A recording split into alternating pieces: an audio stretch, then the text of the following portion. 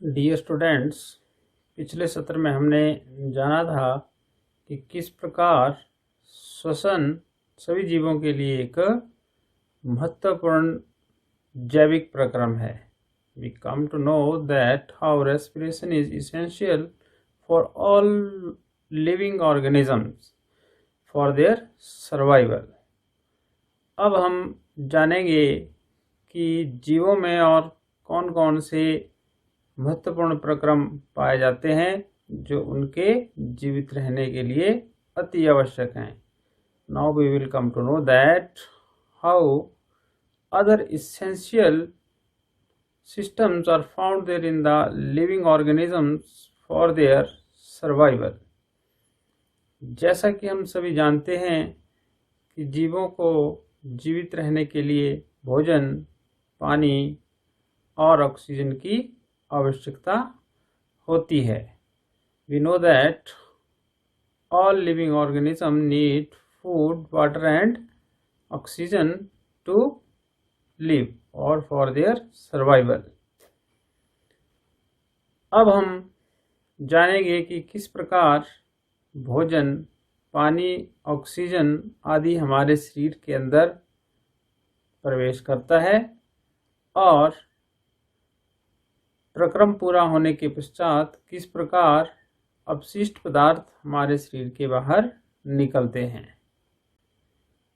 एक पूरा प्रक्रम जिसमें जो हम ग्रहण करते हैं वो शरीर के अंदर प्रविष्ट होता है और पूरा प्रक्रम होने के बाद हमारे शरीर के बाहर निकलता है। ये पूरा प्रक्रम परिसंचरण तंत्र कहलाता है। Whole this system is called circulatory system. हृदय और रक्त वाहिकाएं संयुक्त रूप से परिसंचरण तंत्र का निर्माण करती हैं। Heart and the blood vessels collectively make circulatory system. इन रक्त वाहिकाओं में एक तरल पदार्थ लगातार प्रवाहित होता रहता है जिसको रक्त कहते हैं। आपने देखा होगा जब कहीं हमें चोट लग जाए या हमारे शरीर पर गलती से कोई कट लग जाए तो उससे एक लाल रंग का पदार्थ बहना शुरू हो जाता है। यही लाल रंग का तरल पदार्थ रक्त कहलाता है। When we get a cut on our body, red color liquids start to flow out from our body. This red colored liquid is known as blood, which continue flow through the blood vessels in our body। रक्त 4 मुख्य पदार्थों से मिलकर बनता है जिसमें plasma, RBC लाल रक्त कोशिकाएं,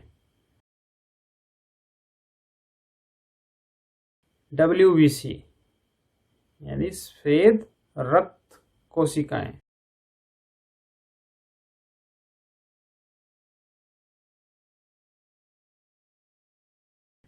और प्लेटलेट्स यानी पट्टिकाणु।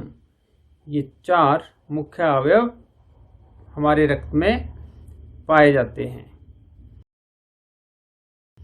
प्लाज्मा एक तरल पदार्थ है जिसमें कई प्रकार की कोशिकाएं तैरती रहती हैं। Plasma is a fluid in which many cells suspended. रक्त में पाई जाने वाली लाल रक्त कोशिकाओं आरबीसी यानी रेड ब्लड सेल्स में एक लाल रंग का पदार्थ पाया जाता है। इस लाल रंग के पदार्थ को हीमोग्लोबिन कहते हैं।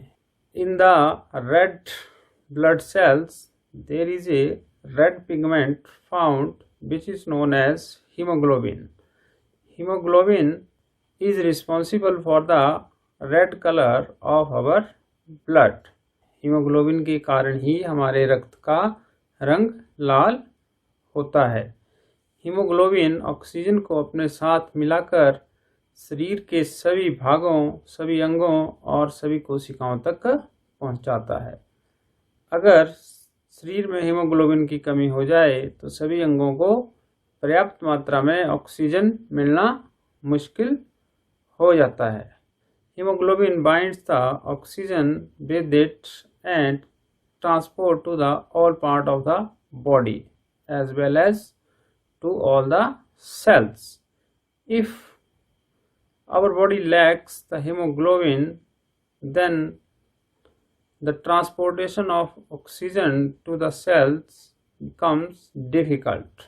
शरीर में पाई जाने वाली एक अन्य कोशिका है जिसको श्वेत रक्त कोशिका WBC व्हाइट ब्लड सेल्स कहा जाता है। WBC हमारे शरीर में प्रविष्ट करने वाले रोगाणुओं से लड़ती है और उन्हें मारती है तथा हमें रोगों से बचाती है। White blood cells fight against the germs enter in our body and protect our body from the diseases. आपने देखा होगा जब कभी हमारे शरीर में कोई कट लग जाता है तो कुछ देर उससे लगातार रक्त बहता है और बाद में रक्त बहना बंद हो जाता है। ये कैसे होता है? हमने देखा है कि जहाँ हमारे शरीर पर कोई कट लगा होता है वहाँ पर रक्त का एक थक्का सा जम जाता है,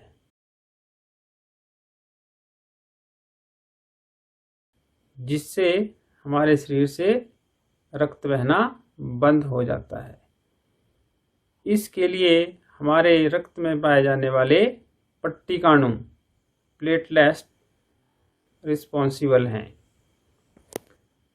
We know that when we get a cut on our body, blood start flow through this cut for some time, and after some time it stops.